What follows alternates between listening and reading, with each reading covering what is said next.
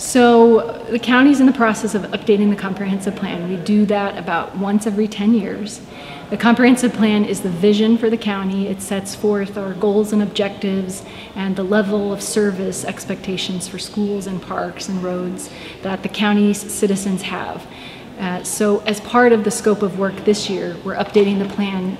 It's a 20-year plan, so it's a long-term vision. So the current plan goes till 2030. Okay. This will be the plan to 2040. We update the comprehensive plan every 10 years for a couple of reasons. One is we get updated population projections.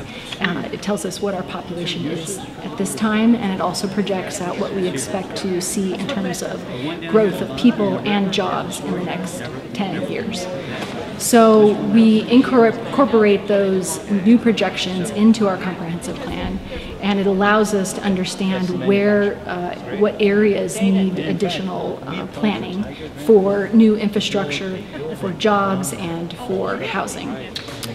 Woodbridge in eastern Prince William County is one of the most urban areas of the county. And so when we talk about planning for infrastructure, and those things you just mentioned, what is being looked at? Are we looking at higher density, taller buildings, wider roads, transit opportunities?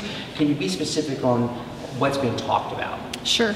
So one part of the scope of work for the comprehensive plan update is a small area plan. So the board initiated several small area plans across the county, and North Woodbridge is one of them. It's a detailed land use plan, but includes infrastructure plans for that specific area. It allows us to get into detailed design standards and goals and objectives that are specific to that area. In terms of North Woodbridge, as you said, it's one of the densest areas in the county. It has the most robust transit options. We have VRE, we have PRTC service, we have OmniLink to the metro, we have hot lanes, we have commuter parking lots, we have future planned bus rapid transit, high-speed rail lines, and also planned for future ferry. So there are a lot of existing infrastructure that we have in North Woodbridge, as well as a lot of planned infrastructure. But what we're doing today, and these 2 days in this charrette process, is looking at what are the population projections for the area.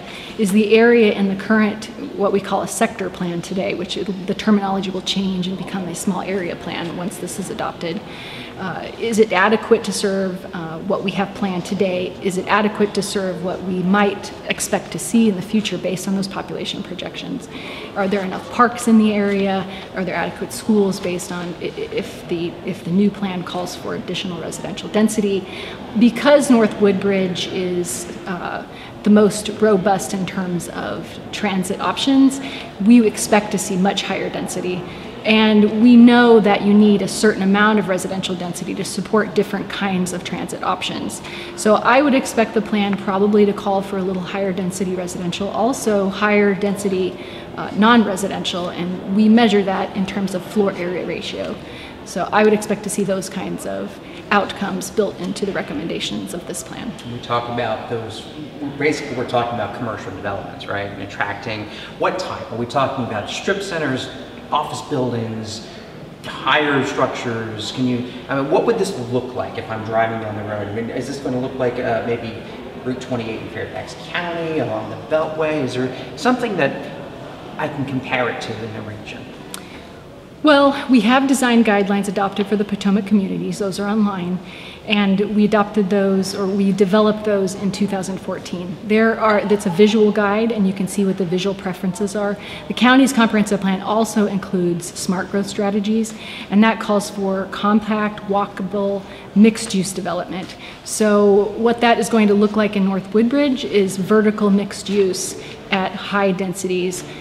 You would see structured parking versus surface parking, for example. You'll see Rivergate is a great example. I think if you're looking for some type of comparison, Rivergate condominiums. The condominium yes. on the Occoquan River. Yes. And it is what, 4 stories, 5 stories? 5 stories. And the floor area ratio of that building, for comparison, is about 1.7. So I would expect to see development like that, but closer to the street, and integrated vertical mixed use. So And those Rivergate is residential only, but I would expect to see new developments to incorporate first floor retail, potentially office and residential in the same structure. Those 5 stories, is that the comfortable height that we're looking at, or should we expect maybe something higher? It's possible that the community through this process may recommend higher. If they're looking at floor area ratios of 3.0 or higher, yes, you will see higher structures. And Rivergate was originally approved to be much taller. The process here tonight, we have tables set up. Can you just kind of walk me through how this is structured and how people are participating in the process? Sure. So the charrette was split into 2 days. We have about 6 hours of work that we're trying to get through.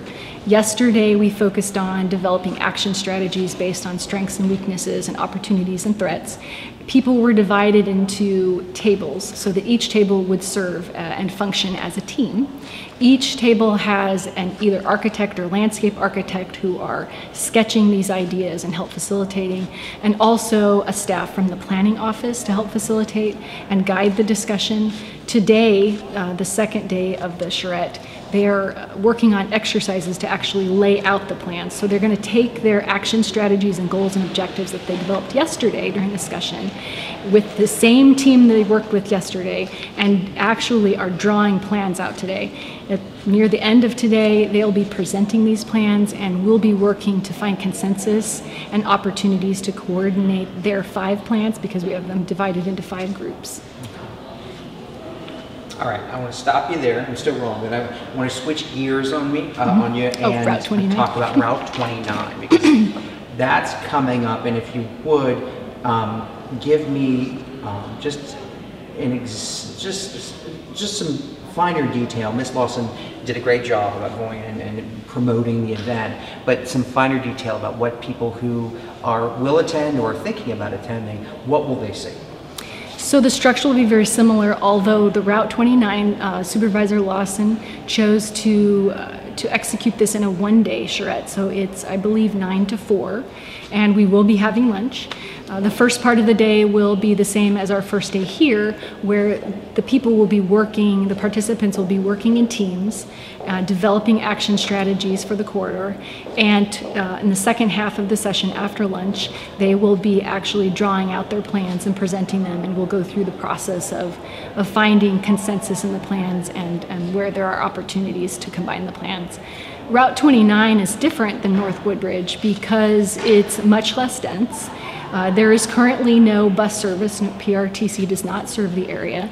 So there are opportunities to increase modes of transit in the area and meet some of those principles of smart growth that are in our comprehensive plan. The precipitous to the Route 29 plan is that we have, over the past few years, had requests for comprehensive plan amendments on specific parcels that are designated as community employment center for a use that's not compatible with that long-term, long-range designation. So we felt it was appropriate to revisit that entire corridor. And I would expect there are a lot of medical assets in the area. We're also looking at the potential of targeted industries in specific areas. I would expect to see that corridor possibly come out with a medical focus and looking at what are the needs of medical facilities. Is there a need for some kind of a bus transit service that's specific to age-restricted communities, getting those people to medical facilities. So it's a little different focus because each area in each of the small area plans is unique. So each of them will be looking at the assets and the opportunities in each one of these areas differently.